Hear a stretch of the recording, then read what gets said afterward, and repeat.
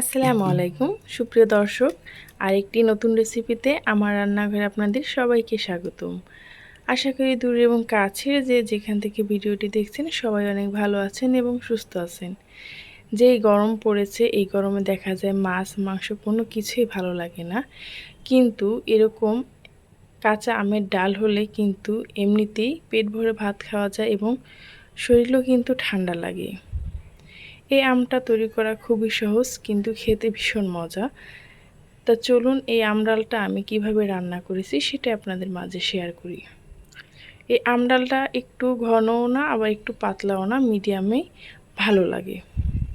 আমি আগে থেকেই 1 কাপ ডাল ধুয়ে ভিজিয়ে রেখেছিলাম। এখন আমি পাতিলে দিয়ে দিলাম, দিয়ে দেব লবণ, যাতে করে ডালটা তাড়াতাড়ি সেদ্ধ হয়ে যায়। সেজন্য ডালটা সেদ্ধ বসিয়ে আমি এখানে 3টা ছোট সাইজের কাঁচা আম নিয়েছি। এটাকে আমি ডাল সেদ্ধ হতে হতে কেটে ভালোভাবে পরিষ্কার করে ভিজিয়ে রেখে দেব হালকা গরম পানি এবং লবণ দিয়ে। কাঁচা আমটাতে একটু কষ থাকে, সেজন্য ডালের ভিতরে দিলে যাতে ডালটা কালো না হয়ে যায়, সেজন্য আমি এটাকে ভিজিয়ে রেখে দেব।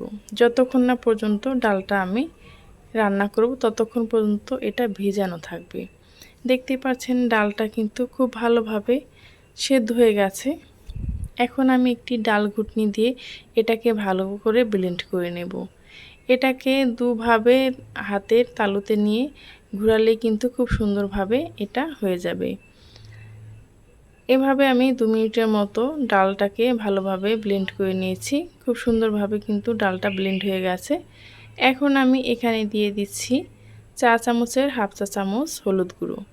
আমি এখানে আমার ডালের পরিমাণটা বুঝে পানি দিয়েছি, আপনারা কম বা বাড়িয়ে ডালটা দিতে পারেন, সেই অনুপাতেই কিন্তু হলুদটা ব্যবহার করবেন। এখন আমি ডালটাকে 2 মিনিট রান্না করে নিয়েছি। তারপর এখানে দিয়ে দিচ্ছি কিছু কাঁচামরিচ এবং 2 কোয়া রসুন, একটা পেঁয়াজ কেটে। এই পেঁয়াজ রসুন এবং কাঁচামরিচটা দেওয়ার ফলে অসম্ভব সুন্দর একটা ফ্লেভার আসে। অবশ্যই এই কাঁচামরিচ রসুন পেঁয়াজটা দেওয়ার চেষ্টা করবেন। তারপর আমি ডালটাকে 5 মিনিট রান্না করে নিয়েছি। 5 মিনিট রান্না করার পর আমি যে আমটাকে লবণ পানি এবং গরম পানিতে ভিজিয়ে রেখেছিলাম সেই আমটা দিয়ে দিলাম। দেওয়ার পরে আমটা যতক্ষণ না পর্যন্ত সেদ্ধ হয়, দেখা যায় 2-3 মিনিট রান্না করলে আমটা খুব সুন্দরভাবে সেদ্ধ হয়ে যাবে। এখন আমার ডালটা কিন্তু খুব সুন্দরভাবে রান্না হয়ে গেছে। এখন আমি এটাকে ফোড়ন বা বাগার দেওয়ার জন্য একটি কড়াই বসিয়ে দিলাম। দিয়ে দিচ্ছি 2টা শুকনো মরিচ এবং অল্প কিছু পরিমাণ কালো জিরা। দিয়ে দিলাম এখানে পেঁয়াজ কুচি এবং রসুন কুচি। এটাকে ভালোভাবে ভেজে নেব যাতে পুড়ে না যায়, সুন্দর একটা কালার আসে। আর শুকনো মরিচ কালো জিরাটা দেওয়ার জন্য অসম্ভব একটা ফ্লেভার আসে, অবশ্যই এই 2টা দেওয়ার চেষ্টা করবেন। এখন আমি বাগারটা দিয়ে দিচ্ছি। এই ডালটা কিন্তু সিম্পল হলেও খেতে ভীষণ মজা। এই ডালটা কিন্তু আমার বাবা খুবই পছন্দ করতেন। এই গরম আসলে তার প্রতিদিনই এই ডালটা লাগতো। তা এই গরমে দেখা যায় যদি পেট ভরে খাওয়ার ইচ্ছা থাকে তাহলে অবশ্যই এই ডালটা রান্না করবেন। বাগার শেষে আমি এখানে দিয়ে দিলাম চা চামচের হাফ চা চামচ জিরা গুঁড়া। আপনাদের কাছে ধনিয়া পাতা থাকলে দিয়ে দিতে পারেন। দেখতে পাচ্ছেন ডালের কালারটা কতটা সুন্দর হয়েছে একটু ঠান্ডা হওয়ার পরে। এরকম আম ডাল দিয়ে সত্যিই কিন্তু পেট ভরে খাওয়ার মতো একটি রেসিপি। এখন আমি এটাকে একটু পরিবেশন করে নিচ্ছি।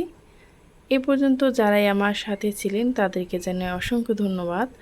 আমার এই আম ডালের রেসিপিটা যদি আপনাদের কাছে ভালো লাগে তাহলে প্লিজ আমার চ্যানেলটি সাবস্ক্রাইব করে পাশে থাকা বেল আইকনটা ক্লিক করে রাখবেন, যাতে করে যে কোনো ভিডিও আপলোড করা মাত্রই আপনার কাছে নোটিফিকেশন পৌঁছে যায়। পরবর্তী ভিডিও নিয়ে আসা পর্যন্ত ভালো থাকবেন, সুস্থ থাকবেন। এই গরমে সবাই সবার প্রতি খেয়াল রাখবেন। আল্লাহ হাফেজ।